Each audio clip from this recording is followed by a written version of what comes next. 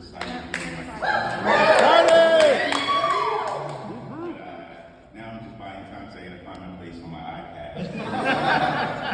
Here we go. All right, so for those of you who have been in my cohort, kind of walks sort of this was my assignment for our doctoral program, but this was something that I didn't expect to endeavor upon when I started. When we started this process 3 years ago, I enrolled thinking I was going to develop an online curriculum to help launch the next online spectacular church, right?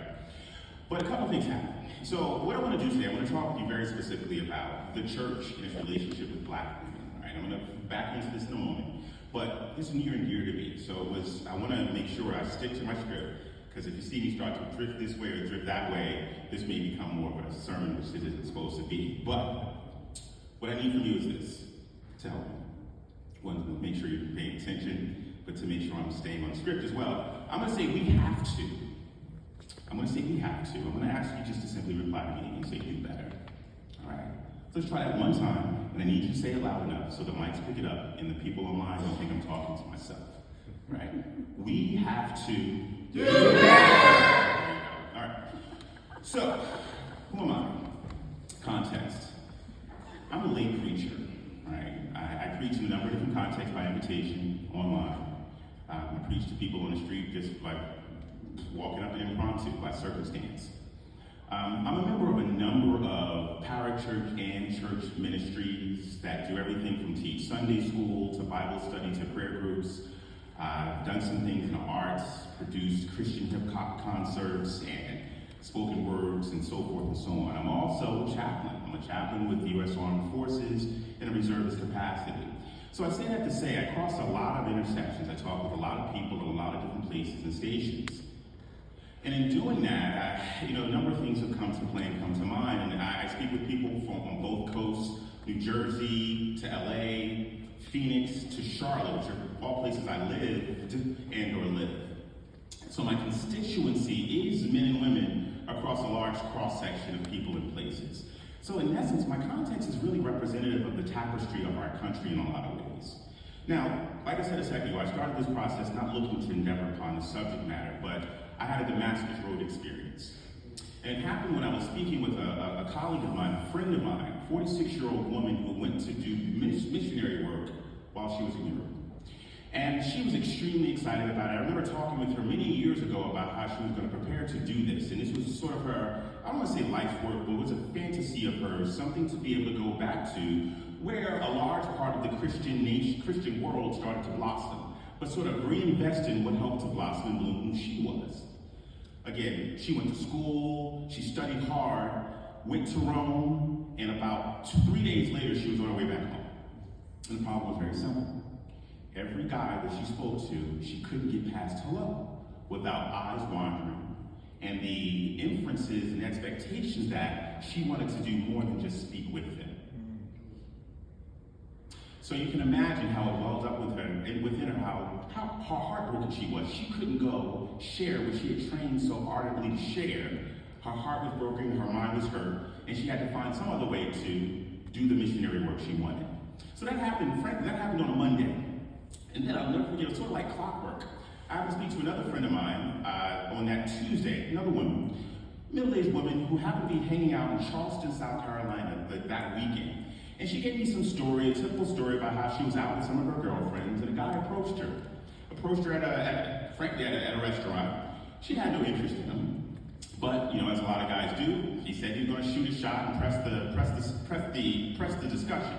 Put his hands on her shoulder, and after repeatedly asking him to remove his hands, he responded, but he responded in defiance and with entitlement and in a really derogatory way. In isolation, that conversation might have struck me as something, whatever, that happens. But something triggered inside me. I said, let me go talk to, actually she said something. She said something else. She's like, this happens all the time.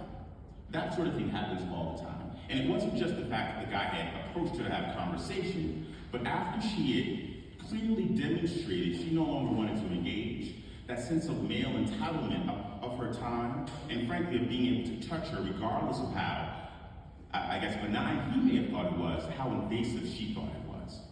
And as a guy, I was like, Okay, you're bad, but not terrible. But she said to me, I guarantee you talk to 10 women, you're going to get the response from 10 women that they regularly have those experiences, or they do have them. Now, mind you, who am I? Yes, I was raised, I had a strong male presence in my household. And I don't say that to say that I'm not just standing here as some guy who's got a bleeding heart for women. I just did not. But my mother's strong presence in my life. I had mother, aunts, aunties, female cousins, raised with a very strong, very influential, very present female existence in my life. And I'm thankful for that because God saw it fit to give me 4 daughters. Amen. Right, so give me 4 daughters. I have a son in that mix as well. So on the heels of those 2 conversations, I ended up speaking with my oldest daughter. And to my chagrin, she expressed some things to me that kind of blew my mind. At the time, 21, in college, waiting tables, she talked to me about just simply, she doesn't even wear her true name on her name tag at work. How when guys come into the restaurant and ask her name, she gives them a pseudonym, like she's a ghostwriter. She, amongst the other female staff, as much as they possibly can, they do not even go to the restroom alone for fear of, or for the possibility of, someone either waiting outside of, or someone following into. In my mind, I was thinking, this is so exaggerated, it just didn't seem to be real. But after story after story after story, speaking with her and her friends, this seemed to be more of a trend, more the regular than the happenstance. So, seed planted, I'm like, okay, this is terrible, this is ridiculous. What can I do about this? And I didn't have the thought process to kind of line that into what we're doing here. But slowly over some conversations, particularly about the ability for women to speak to men in this context, it started to just burrow into my mind and my heart.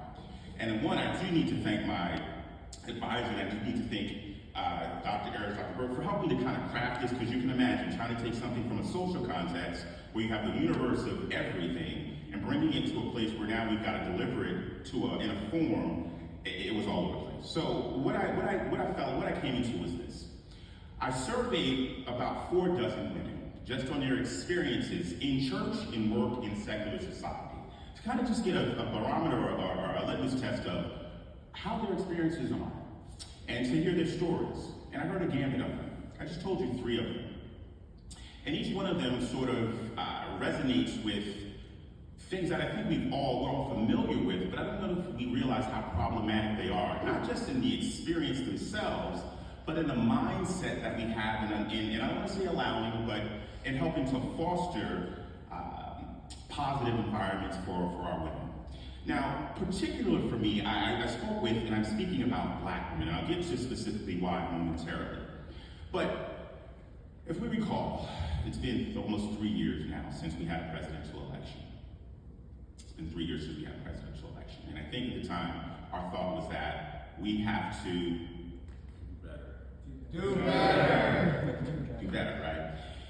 Just subsequent to the election, we had a run of discourse amongst church members about the vice president being Jezebel, right? And that struck the chord of a lot of the tropes and stereotypes that Black women face. So on the heels of that, it kind of moved me to do some research, speaking to what the origin of those stereotypes is, but then also how they play out in secular society, but then also in our churches. Now I've got to speak for, I've got 6 minutes. All right, so stereotypes, dangerous stereotypes. JMS is an acronym I came up with for Jezebel, Mammy, Sapphire. Okay, Jezebel. We know who Jezebel was, the Phoenician queen who married Ahab, who, depending on who you talk to, is deemed potentially the most evil woman in Scripture. Right? That's part of who she was. But there's also reference in Revelation. Thank you. There's also reference in Revelation. Jesus made reference to a woman named Jezebel, speaking about her promiscuity. But in secular society, I, for the first time, used one of those AIs on a computer that just populated Jezebel, and it spoke specifically to, it's a stereotype used for sexually voracious Black women. Right? Mammy. I don't have time to go into the depth about each of these, but Mammy being the asexual, generally heavy Black mommy figure that has some sort of rearing expectation, but just being happy with whatever role she's given. And then Sapphire, the angry black woman. Think of, I don't know, Aunt Esther or Sapphire Stevens for those who may be older, or think about any TV show or movie we've seen where we've had the overly emotional black woman based on whatever the situation is. So you bring those three stereotypes together, and it kind of gives us this portrait of, whether we explicitly or implicitly embrace it or not, it paints the picture that many people take on as who black women are. So I had to pause for a minute and think about it myself in speaking with the 50 women that I interviewed, and most of them were able to give narratives that lined up with how they were treated relative to these stereotypes. So it begged the question to me of, scripturally, the scripture is at least the basis upon which much of our faith is supposedly is described. And it begged the question to me of, okay, who in scripture can we go to kind of be the inoculation against these stereotypes? Doing some research, and it speaks there, so thank you for changing the slide. There's more there, but there are three specific women of African, not descent, but who are African that are in scripture, that we are familiar with, but we spend no time in examining their stories. Whether we're talking Queen of Sheba, one, she was a queen, and she wasn't just a docile dictator, she held court with King Solomon. She brought more riches to Israel than any other nation had ever seen. And we don't spend any time on that. Hagar. We think of Hagar many times as the disgruntled surrogate for Sarah and Abraham, but she also was the first woman in scripture to speak with God and give him a name. God sought her. Though she was an outcast from her own family, God looked for her, found her, and gave her direction. Inspiration that we can draw right from scripture that we just scathed over. And Zipporah, frankly, a lot of people don't even know who she is. She was Moses' wife. And if not for her, we would not have had a Moses that parted the Red Sea or delivered the Ten Commandments. So, with all of this, what was my effort? My effort is basically just to help to change the narrative, to change the lens through which we look at scripture. We have these stories and we have these dialogues in scripture that should help to change the lens through which we see our sisters, our mothers, our wives, and our aunts.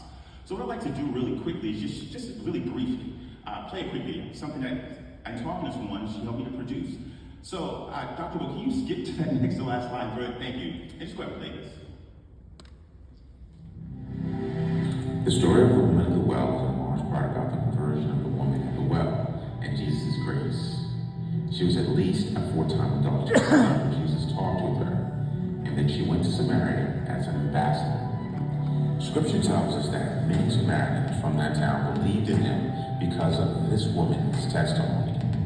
Despite her exceptional evangelism in the group of people who were the Jews' enemy, we know her primarily as a woman in need, the woman with 5 husbands that Jesus was nice to.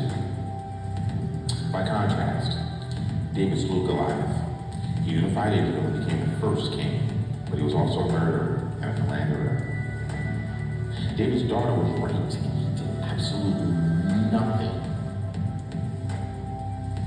Tragically, David saw Bathsheba and set in motion one of the most diabolical plots in Scripture. We're familiar with all these facts. David committed adultery and effectively committed murder. However, we demonstrate godly grace toward him. We love him and admire him as a great warrior king. And I'm not here today to say that we shouldn't.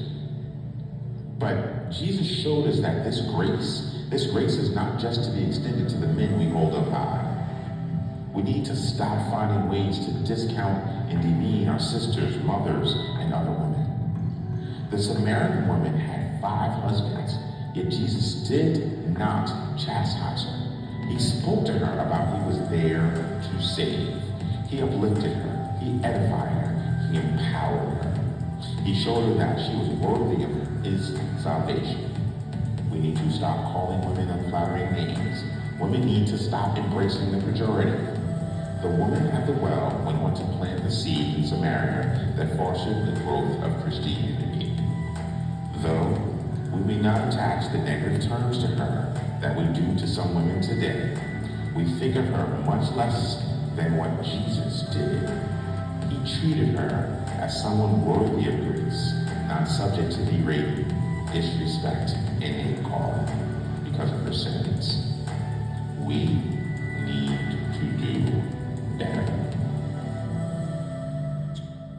Really quickly, knowing of Sheba, Hagar, and Zipporah is just a start, but it could help us pave the path for my friend to be able to evangelize universally, for young men to have second thoughts and no thoughts of invading a woman's personal space, and frankly, really basically for my daughter to be able to go to the bathroom without being followed. By truly examining Scripture, examining the women in the Bible, we can open up a vista of possibilities that benefits us all. We simply have to do better. Thank you.